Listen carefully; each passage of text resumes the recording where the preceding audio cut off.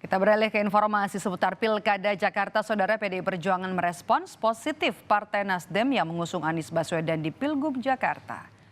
Ketua Tim Pemenangan Pilkada PDI Perjuangan Nadia Napitupulu menyebut PDIP gembira Nasdem mengusung Anies di Jakarta. Adian menyebut ini jadi pertanda bangsa ini tidak kekurangan orang baik. Pihaknya pun tak terpengaruh dengan pernyataan Koalisi Indonesia Maju yang akan melawan Anies Baswedan di Jakarta.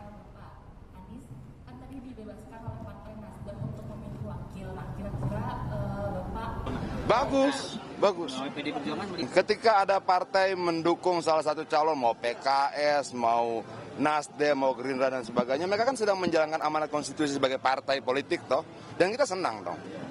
Kita senang, ada Pak Anies maju, kita gembira. Itu loh, semua tokoh-tokoh bangsa yang maju dalam pilkada di kabupaten, kota, gubernur harus kita sambut dan riang gembira dari partai manapun. Itu artinya bahwa bangsa ini tidak kekurangan orang baik, tidak kekurangan tokoh-tokohnya. Kita tidak akan terpengaruh sama pernyataan Kim, kita tidak akan terpengaruh sama pernyataan siapa-siapa. Kita hanya akan bisa berpengaruh ketika rakyat memintanya. Permintaan Kim nggak akan berpengaruh sama kita, tapi kalau permintaan rakyat pasti kita ikuti. Sebelumnya, Saudara, Sekjen Partai Gerindra Ahmad Muzani menyebut partai politik yang tergabung dalam Koalisi Indonesia Maju tidak khawatir melawan Anies Baswedan di Pilgub Jakarta. Sambil berseloroh, Muzani bilang Prabowo saja menang di Jakarta saat melawan Anies di Pilpres lalu. Jawa Barat Jabar sih, solid kan nih? Solid. Ya, kita hormati sebagai sebuah keputusan politik dari partai politik. Pada waktunya nanti kami akan umumkan calon yang akan kita umumkan untuk menjadi calon gubernur di daerah Jakarta ini. Artinya Kim tidak khawatir jika melawan Anies? Enggak. Menang ya Pak? Enggak, Pak Prabowo aja di Jakarta menang dengan Anies. Nama Anies Baswedan jadi sosok pertama yang punya tiket melaju di Pilgub Jakarta. Dengan 29 kursi, Anies sudah cukup mengantongi bekal dukungan sebagai syarat. 11 kursi dari Nasdem yang kemarin memberikan dukungan. Sebelumnya, ada PKS yang punya 18 kursi, bahkan sudah memasangkan Anies bersama Sohibul Iman. Anies sebut masih ada PR menentukan siapa sosok pendampingnya yang harus bisa diterima partai politik koalisi pengusung dirinya.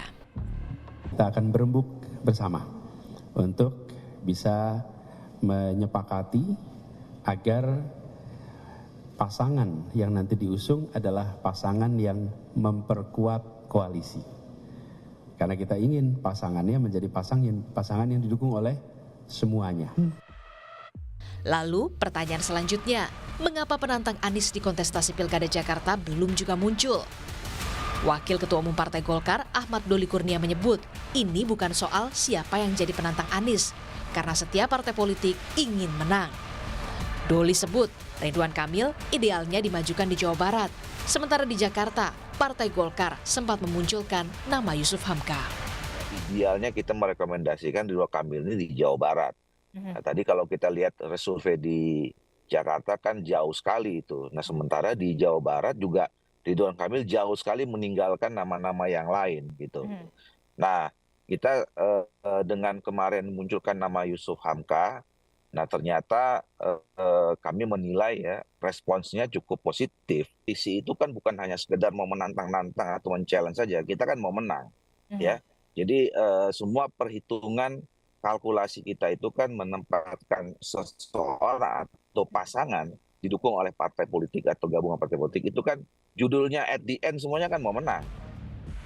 Sama dengan Golkar, PDI Perjuangan juga belum mengumumkan siapa sosok yang akan dimajukan.